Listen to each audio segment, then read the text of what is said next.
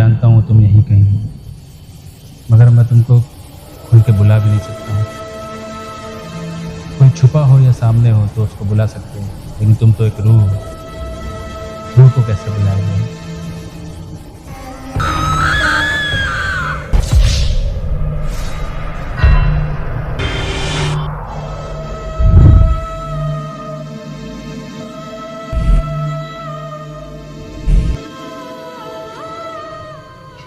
बुलाया उसे जाता है जो अपना हो, और मैं चाह कर भी किसी की नहीं हो सकती। वैसे आप मेरा इंतज़ार क्यों करते हैं? मैं रोज़ देखती हूँ कि कुछ देर तक आप यहीं पर खड़े रहते हैं। लो कर लो बात, कत्ल भी करते हो और तलवार भी रखते हो। आप ही ने कहा था अगली बार जब मुलाकात होगी तो मैं अपने बारे में सब बताऊंगी। हाँ, कहा तो था, लेकिन बात लंबी है और रात छोटी। कोई बात नहीं, आप बताओ, मैं टुकड़ों टुकड़ों में सुन लूंगा, मगर मैं सुनूंगा जरूर। मेरे बारे में जानने के लिए आप बड़े बेचैन हो रहे हो। खैर, कहा तो मैंने ही था अपने बारे में बताने के लिए। चलो मैं शुरू करती हूँ। ओके। वास्तव में मेरा नाम रोशनी था। एक मिनट, मगर उस दिन तो तुमने अपना नाम छाया बताया था। वो नाम भी सही है और ये नाम भी सही है। खैर छोड़ो, आगे बताओ। इस शहर में इसी जमाने में एक बड़े रईस सेठ चंद्रमोहन शर्मा थे। उनके एक लौते बेटे चंद्र प्रकाश शर्मा की एक लौती लड़की थी। जब मैं 15 साल की थी तो मेरी माँ चल बसी। उनके गम में मेरे पापा भी कुछ दिनों के बाद मेरी माँ के पास चले गए। अब घर में 2 ही लोग बचे थे, मेरे दादाजी और ढेर सारी दौलत, जिसको चाहने वाले हमारे अपने ही थे, जिन पर हम आँख मूंद कर भरोसा करते थे।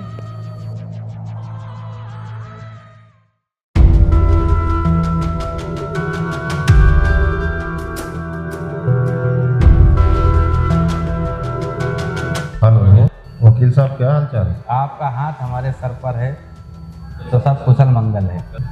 अरे आप ये क्या कह रहे हैं वकील बाबू, आप तो हमारे फैमिली मेंबर जैसे हैं। आज सुबह सुबह कैसे को याद किया?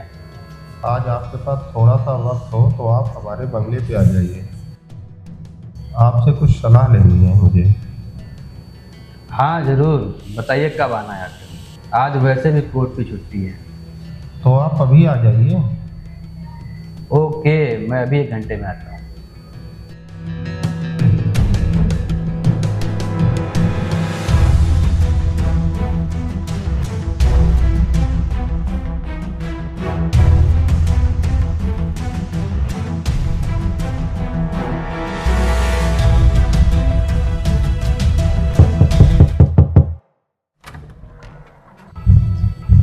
नमस्कार सर जी। नमस्कार वकील साहब, आइए बैठिए। क्या हुआ सर, आज बड़ी सुबह सुबह हमें याद किया आपने? कुछ थोड़ी सी बात करनी थी, आपसे राय लेनी थी। जी बताइए। हुआ तो वकील साहब कुछ भी नहीं, वक्त और किस्मत का कोई भरोसा नहीं। मैं भी कब अपने बेटे और बहू के पास हमेशा के लिए ऊपर वाले के पास चला जाऊं। कह तो आप ठीक ही रहे हैं, चलिए छोड़िए। सुबह सुबह हमें क्यों याद किया आपने? देखिए रस्तोगी जी, जैसा कि मैंने कहा कि ज़िंदगी का कोई भरोसा नहीं है कि अब कब क्या हो जाए, और रोशनी अभी बहुत छोटी है। अभी उसको बालिग होने में 3 साल का समय लगेगा। इसलिए मैं चाहता हूँ कि मेरे जीते जी एक आप वसीयत बना दें उसके अनुसार मेरी सारी प्रॉपर्टी, धन दौलत, जमीन जायदाद की देखरेख रोशनी के मामा राम मोहन शर्मा करेंगे। जिस दिन रोशनी बालिग हो जाएगी उस दिन सारी प्रॉपर्टी की मालिक रोशनी हो जाएगी। कहीं कुछ लोगों के मन में प्रॉपर्टी को लेकर लालच आ गया तो रोशनी को लिया क्या होगा? नहीं वकील बाबू, मैंने सारी उम्र सिर्फ दौलत ही नहीं कमाई, कुछ तजुर्बा भी कमाया, जिसके हिसाब से मैं दावे से कह सकता हूँ जो भी मैं कर रहा हूँ एकदम सही कर रहा हूँ। ठीक है सर, जैसी आपकी मर्जी। मगर सर जी मैं इतना जरूर कहना चाहूँगा, वक्त और नियत का कोई भरोसा नहीं, कल बदल जाएगा। मैं वसीयत का ड्राफ्ट तैयार करके आपसे मिलता हूँ। अच्छा अब मैं चलता हूँ, शाम को मिलता हूँ ड्राफ्ट के साथ। अभी जगह दीजिए। शाम को मैं आपका इंतजार करूँगा। नमस्ते। नमस्कार।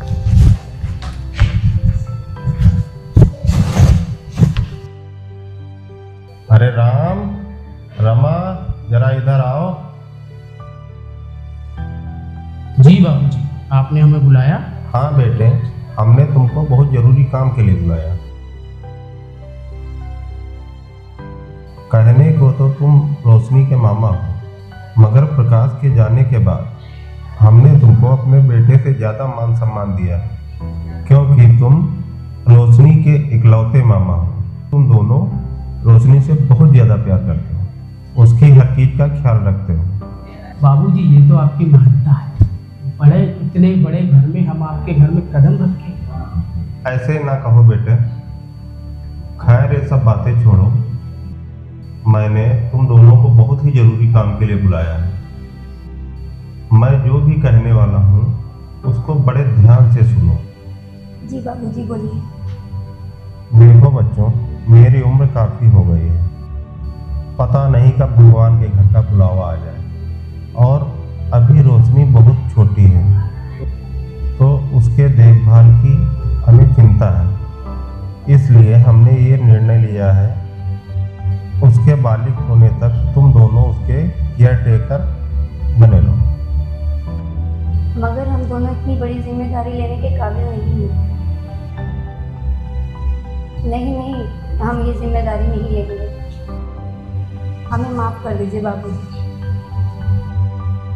अच्छा बेटा, तुम ही लोग किसी और का नाम बता दो मुझे, जिस पर मैं आंख मूंद कर भरोसा कर सकूं। ठीक है बाबूजी, हम वादा करते हैं जो भी आप हमको जिम्मेदारी देंगे वो हम अपनी जिम्मेदारी से भी ज़्यादा निभाएंगे।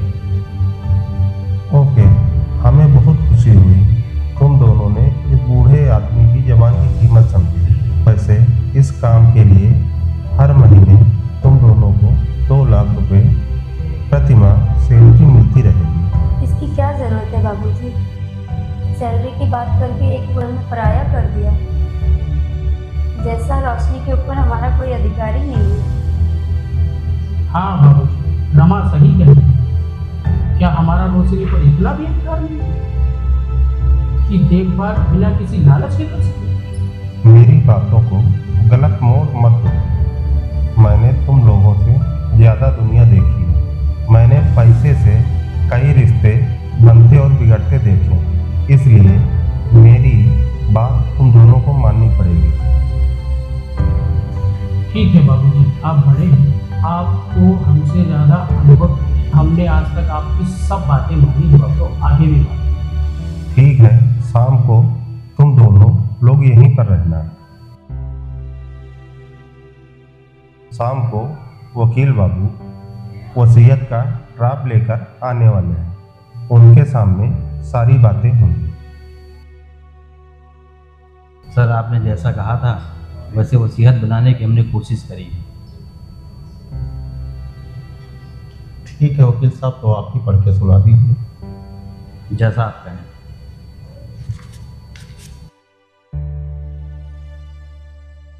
जो मुख्य बिंदु है मैं आपको पढ़ के सुनाता हूँ।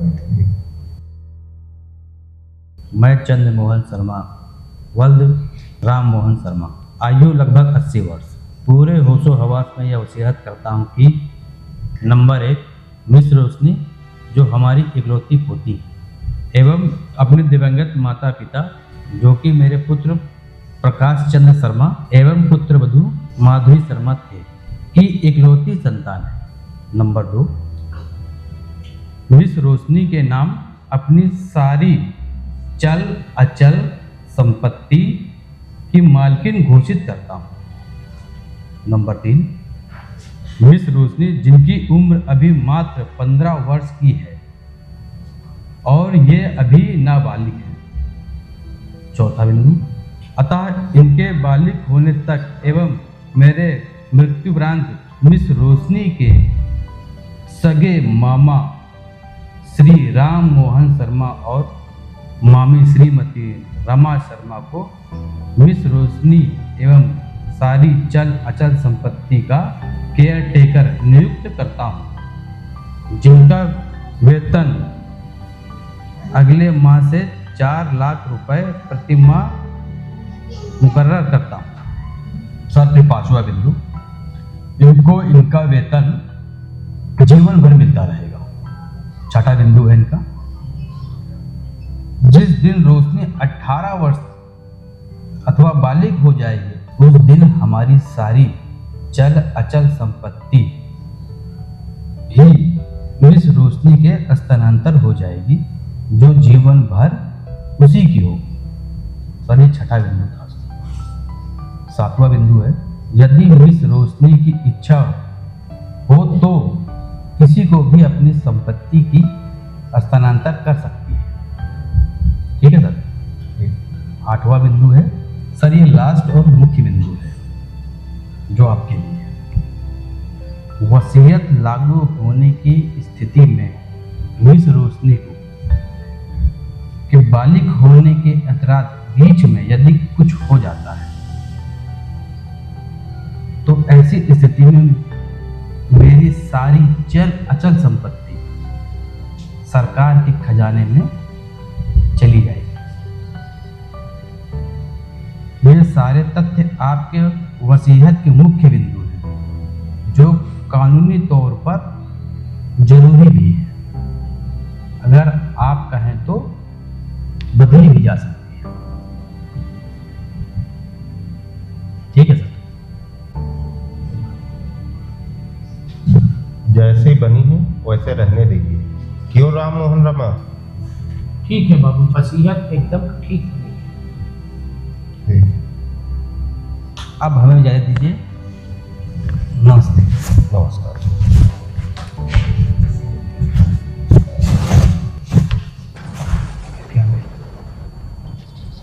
फिर होना क्या था? वसीयत तो हो गई दादाजी की। ओह, फिर 6 महीने बाद दादाजी भी मुझे छोड़कर चल दिए। वक्त गुजरता गया और मैं 18 साल की होती गई। फिर ये आपका वक्त गुजर गया क्योंकि आपका घर आ गया। बाकी कहानी कल सुनना। अब आप घर में जाओ। कल तो कभी आता ही नहीं तुम्हारा। तुम मुझसे कब मिली थी? उस दिन के बाद आज मिल रही है। वो थोड़ा मैं आपको आजमा रही थी। क्या मेरे लिए भी कोई उदास है, बेकरार है, परेशान है? परेशान करने के लिए सॉरी।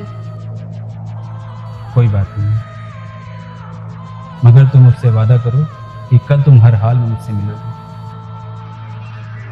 और बिना मुझे परेशान किए। वादा रहा कल मिलने का।